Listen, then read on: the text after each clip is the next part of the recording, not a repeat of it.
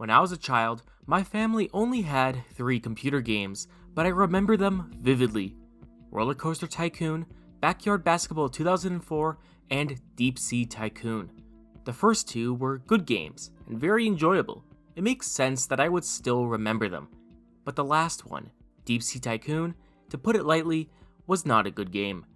Despite this, I remember it significantly more than the other 2. But why? Why do I remember this game so distinctively? I think the answer is... I've thought about atmosphere in games a lot. Not as much as Internet Pit Stop has, of course, but still, I've thought about it a great deal. The result of this chronically unemployed activity was a realization. What we remember about games isn't the gameplay, or the visuals, or even the story, but how it made us feel.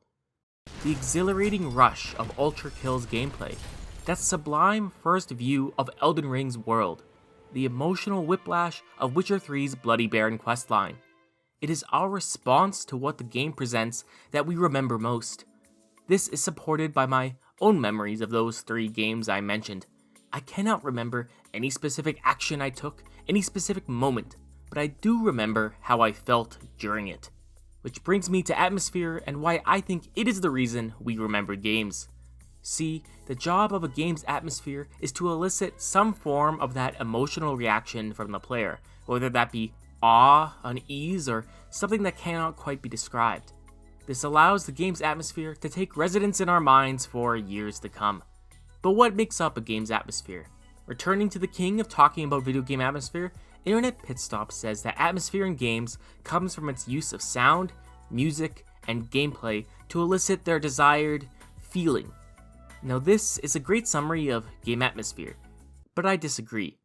I think music and sound design are far above gameplay as the most important factor in a game's atmosphere. To illustrate my point, let's return to Deep Sea Tycoon. That distinctive underwater atmosphere I so vividly remember was thanks almost entirely to the music. Much like the ocean, it's haunting yet captivating. It almost fades into the background, like you are floating in the sea, but then strikes with all the ferocity of a crashing wave. But most important of all, it goes hard.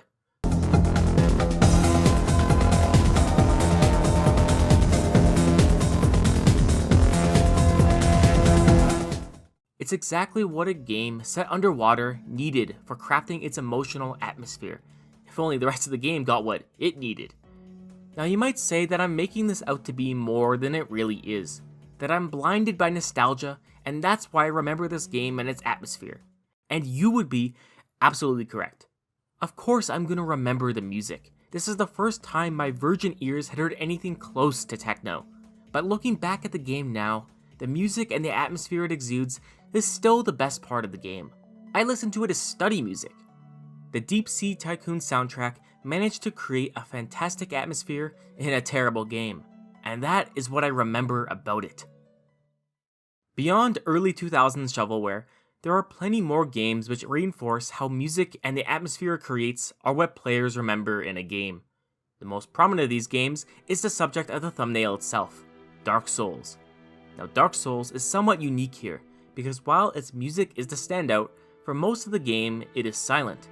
However, that means when it does appear, it will be all the more impactful, such as when you first enter Ash Lake.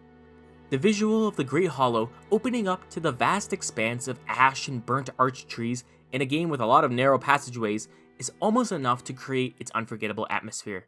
But it is the music that starts to rumble around you which seals it. Somber, ethereal, your own insignificance. That is the atmosphere created by this music in light of this ancient expanse. Dark Souls music is iconic because it is memorable. Or is it memorable because it is iconic? Well, I think we can all agree that nobody forgets Ash Lake, and nobody forgets the Plin Plin Plon. That just 3 notes on a piano can bring out so much memory and emotion in people is a testament to how we remember games by their atmosphere and the music that creates it. Hell, forget about music, just look at sound design. The noise your every step makes in Dark Souls, reverberating off abandoned walls of once prosperous places. I haven't played Dark Souls 1 in years, and I can still perfectly recreate that in my mind. There's no greater example than that. But Dark Souls isn't the only game to use sound design to create a memorable atmosphere. Other games demonstrate how NPC dialogue can also be used. Take this screenshot, for example. What do you hear? Nothing, right? But if you've played Divinity Original Sin 2, you know exactly what you hear. Smells worse over here than a dozen rotten eggs dropped in a vat of vinegar. Larian Studios likes to have their markets and cities filled with NPCs that repeat certain lines. It's a great idea.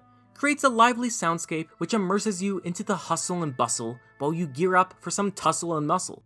However, players spend a lot of time in these areas, and those NPC lines tend to repeat a lot, and repetition is how you strengthen memory. So, because of all the atmosphere created by NPC dialogue, you will remember Original Sin 2's market. Maybe not fondly, but you remember. In time, you may even like it. There are so many games out there that I could use as further examples for how music and sound relate to atmosphere, which relates to memorability, but I think you get the gist. So instead, I will quickly go over the ones I want to talk about in a sentence or two. Fallout New Vegas. The use of licensed 1950s songs on the in-game radio stations is a distinct part of the Fallout atmosphere and one of its best. I don't remember half the things I did, but I will never forget walking the Mojave to Johnny Guitar. Baldur's Gate 3. The entire soundtrack is atmosphere galore. Down by the river, anyone? But when you're on the Nautiloid and the combat music hits the Yabigo-V, it's epic, it's electric, and it's fantasy. It is this atmosphere that you will remember. Dragon Quest IX. The music in this game, especially this song, always awakens the emotions I felt playing this game's story over a decade ago. A masterclass of using music to set an appropriate atmosphere to deliver those emotional gut punches with precision. Animal Crossing. If you've been on YouTube at all lately, you will have noticed that YouTubers love using Animal Crossing music in the background. This is because the relaxing and wholesome atmosphere that the Animal Crossing games convey so well is inextricably linked to its music. So much so that it has transcended the game to become synonymous with relaxing background music. Finally, Stronghold Crusader. More so than its music, I would say Stronghold and Stronghold Crusader craft their unique identity and atmosphere through their many voice lines. Such iconic lines such as, "Constructing siege equipment. No taxes is good taxes, that's my motto." and of course, Wood needed. are so recognizable and repeated so often that they become the game's atmosphere. It is no secret that this is what people remember most about the game. Through this video, I hope I have shown you just how much you remember a game is due to its atmosphere. Really, it is the emotions you feel in a game that make the deepest impact. The atmosphere simply serves as the game's agent to deliver that emotion through music and sound. Nostalgia can certainly help this atmosphere be remembered, but I think the fact that this phenomenon can be seen in games both new and old demonstrates that a good atmosphere is always memorable. And good atmosphere is what I want to emphasize. There are many childhood games that I have completely forgotten besides the fact that I played them once. They didn't create a good enough atmosphere to be remembered. So if there are any game developers out there, heed my words. Put time into making a great atmosphere for your game. You won't regret it. Special thanks to Internet Pitstop for keeping the discussion of game atmosphere alive. To once again answer the question in the title, why do we remember games? Because atmosphere. Like and subscribe if you enjoyed the video.